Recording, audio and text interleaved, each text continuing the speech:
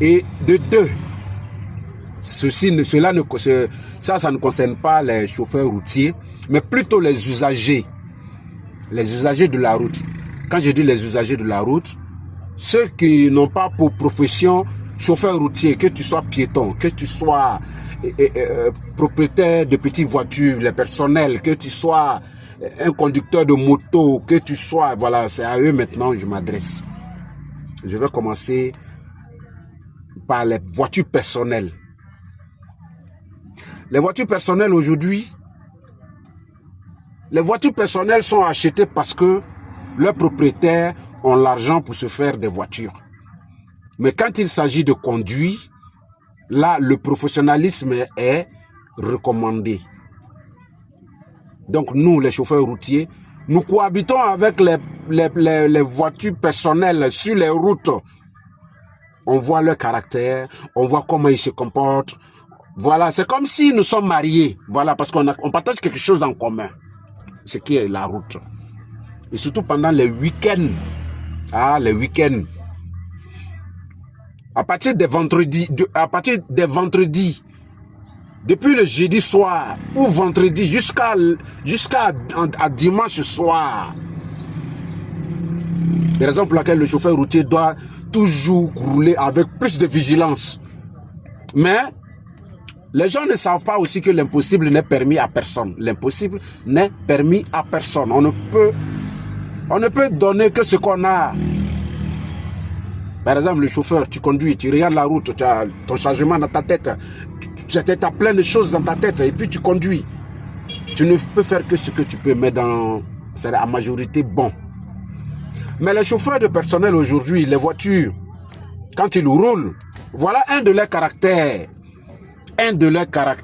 Ils ont des caractères vraiment, que ce soit les chauffeurs de personnel, que ce soit les motos. Quand ils sont derrière les propriétaires de véhicules, ça c'est les propriétaires de voitures personnelles, ça c'est pour vous. Quand vous êtes derrière les camions, par exemple, prenons l'exemple sur l'autoroute. Le chauffeur routier ne peut pas faire, un bon chauffeur routier ne peut pas faire 3 minutes sans regarder son rétroviseur. Souvent 3 minutes même c'est trop. Les deux rétroviseurs, 3 minutes, 4 minutes, chaque 4 minutes, il passe à l'arrière de son camion. Mais quand il voit un véhicule derrière lui directement, si ce véhicule-là, quand vous dépassez un gros camion, mettez-vous toujours dans votre tête que vous n'avez pas une vue générale de la circulation. C'est le camion qui est devant toi, c'est lui qui a une vue générale. Donc, ralentissez pour qu'il puisse vous autoriser de passer. Souvent, vous faites des dépassements sur l'autoroute. Parfois, il y a des camions qui stationnent. Souvent, tu arrives aux arrêts de contrôle des motards, des gendarmes motards qui sont sur l'autoroute. Depuis à 300 mètres, tu as les motards en visuel et tu vois une voiture derrière toi. Mais une fois que le chauffeur te montre son intention de changer de direction vers la gauche, toi, le propriétaire de personnel, le clientant ne savait pas dire que non, il faut faire la course avec lui pour passer avant qu'il ne te rabatte sur ton côté. Non, ça c'est une conduite qui est suicidaire. C'est suicidaire. On a l'habitude de voir ça. Souvent tu donnes le clientant à une voiture personnelle qui est à 300 mètres de toi, mais il t'allume le phare. 300 à 400 mètres, tu le vois et tu le donnes le clignotant à gauche. Ton intention de changer de direction à gauche. Parce qu'il y a un obstacle à ta droite. Mais lui, il appuie l'accélérateur. Souvent, quand il s'agit de sauver des vies, la priorité n'a pas sa place. Souvent, là, c'est pour ça qu'on dit qu'il faut être sage. Je ne sais pas de dire que vous n'êtes pas sage, mais vous n'êtes que vous-même. Les chauffeurs de personnel. Décélérez votre camion pour que vous passiez après le dépassement de l'obstacle. Mais rares sont les voitures personnelles qui font ça. Et en cas de quelque chose, c'est le chauffeur poids lourd qui est tenu pour responsable. Mais oh, pourtant, vous n'avez pas respecté les clignotants du camion. Et ça va mettre votre vie en jeu. Surtout pendant les week-ends. Tu peux trouver une famille entière dans une voiture personnelle. Soit ils vont aux funérailles, ou ils vont en week-end, ou bien ils vont en visite familiale. Mais vous imaginez la vie de ces innocents qui sont avec vous. Parce que vous voyez que c'est sur l'autoroute. Il faut gazer. Mais n'oubliez pas que nous sommes en Afrique. Il faut toujours anticiper les dangers quand vous conduisez. Surtout quand vous n'avez pas une vue générale. Parce qu'avant de conduire, la première règle de la conduite, c'est d'avoir une vue d'ensemble. Mais quand vous n'avez pas une vue d'ensemble, quand la vue est critique, quand la vue doit être confirmée par celui qui est devant toi, il faut soulever le pied sur l'accélérateur. C'est très important. Et puis quand vous conduisez, apprenez à regarder loin. Moi j'ai l'impression souvent que les chauffeurs de voiture ne regardent pas loin. Ils n'arrivent pas à regarder loin. Ils regardent peut-être à 200 mètres. Mais si toi tu le vois à 300 mètres et que lui sa vision se limite à 200 mètres, mais tu ne peux pas savoir qu'il ne te voit pas. Après un tournant, tu peux trouver un obstacle. Même si après un tournant, vous pouvez trouver un obstacle. S'il te met son clignotant à gauche, c'est qu'il veut changer de direction. Mais et si toi tu fais la course avec lui, ça ne fait pas bon ménage. Donc, tous les propriétaires de véhicules, tous les propriétaires de véhicules personnels, si vous recevez cette vidéo, essayez d'écouter. Ce n'est pas un manquement de respect à votre égard, mais nous sommes en fin d'année. Chacun se sert de ses petits moyens pour sensibiliser.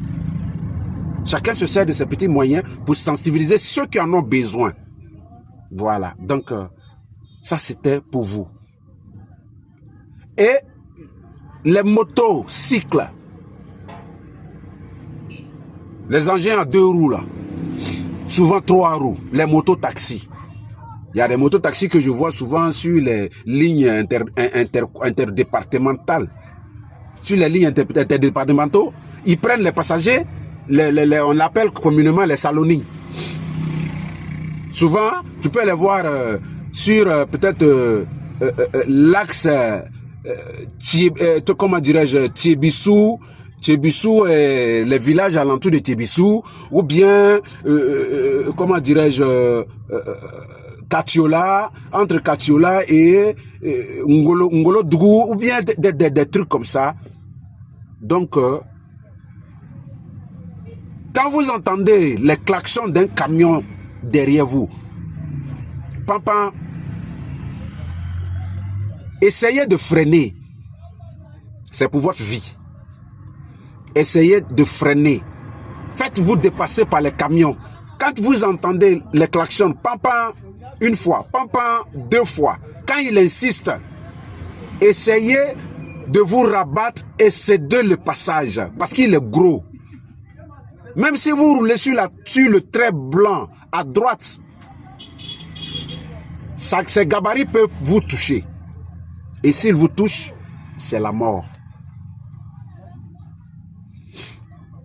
Donc les chauffeurs, les conducteurs d'engins à 2 roues là, soyez aussi vigilants. On partage la route ensemble. Mais il faut que chacun sache ce que je dois faire. Vous n'êtes pas prioritaire sur le camion dans une descente. Vous n'êtes pas prioritaire. Un camion qui se fait pousser par sa cargaison, vous qui êtes sur une moto, à droite, vous n'êtes pas prioritaire. Quand la priorité n'a pas sa place quand il s'agit de sauver des vies. Mais une fois que vous entendez le klaxon, essayez de vous rabattre. Rabattez-vous juste pour le laisser passer.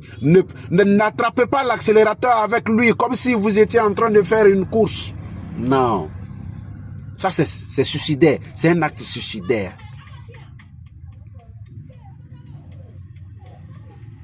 Et pour les piétons,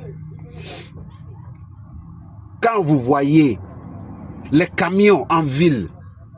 Souvent, il y a des piétons qui traversent. Ils traversent comme si... je sais pas. C'est comme si la route était un coin de faire la mode de démarche ou je sais pas là. Arrêtez ça. Il faut arrêter ça. La route, vous avez des bandes sur lesquelles vous devez traverser les goudrons.